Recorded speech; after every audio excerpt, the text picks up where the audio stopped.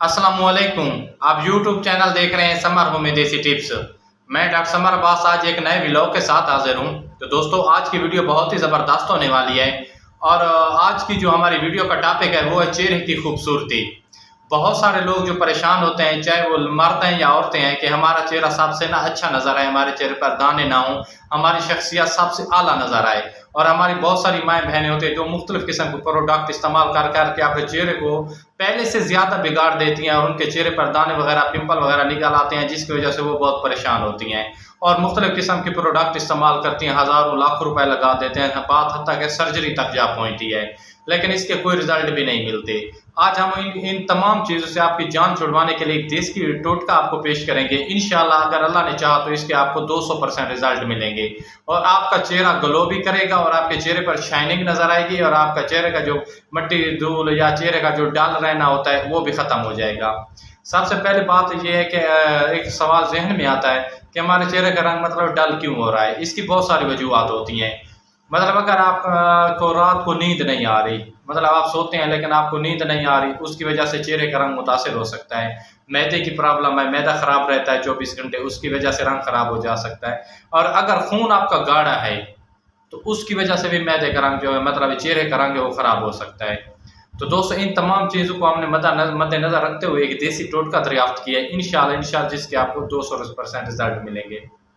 तो दोस्तों चलते हैं वीडियो की तरफ। वीडियो शुरू करने से पहले जो रिक्वेस्ट हम हर वीडियो में आपसे करते हैं कि हमारे चैनल को प्लीज सब्सक्राइब करें और बेल के आइकन को जरूर दबाया करें ताकि आने वाली नई वीडियो हमारी जल्द से जल्द आप तक पहुंच सके और ज्यादा से ज्यादा लोगों का फायदा हो सके। अगर आपको वीडियो अच्छी लगती है तो लाइक भी जरूर कर दें और आगे दोस्तों तक भी शेयर करें। तो एक देसी टोटका है, इसके लिए आपको 3 से 4 चीज़ों की ज़रूरत पड़नी है। कोई महंगा टोटका नहीं है। इंशाल्लाह आप इसे अप्लाई करेंगे, आपका चेहरा बिल्कुल साफ, क्लियर और शाइनिंग वाला हो जाएगा। सबसे पहले दोस्तों करना आपने क्या है, एक माल्टा होता है, माल्टे की वैरायटी का नाम होता है किन्नू माल्टा, और कोई माल्टा नहीं लेना, माल्टा किन्नू होना चाहिए, सर्दियों में होता है। आपने इसके ना जो छिलके होते हैं इसको ना छाँव में रख देना है। वो जैसे सूख जाए आपने उसका पाउडर तैयार कर लेना है ना, उसको ग्राइंड कर लेना है, वो एक पाउडर की शक्ल तैयार कर ले। इसके साथ आपको जो दूसरी चीज़ ज़रूरत पड़नी है वो है सेब का सिरका, और इसके साथ जो तीसरी ज़रूरत चीज़ पड़नी है वो है हल्दी, और इसके साथ जो चौथी चीज़ ज़रूरत पड़नी है वो है मतलब लीमू का रस जो होता है, जिसे हम सराइकी में नींबू भी कहते हैं, लीमू, इसका रस आपको ज़रूरत पड़ना है।